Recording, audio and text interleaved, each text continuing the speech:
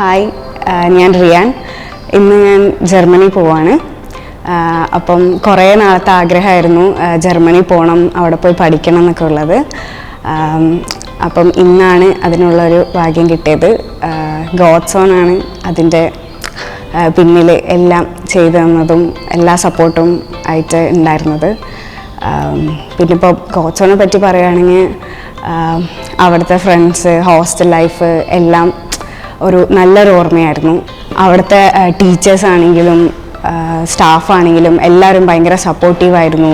മൊത്തത്തിൽ നല്ലൊരു എക്സ്പീരിയൻസ് ആയിരുന്നു ഗോഡ്സ് ഓണിൽ ഉണ്ടായിരുന്ന കാലം മുഴുവൻ.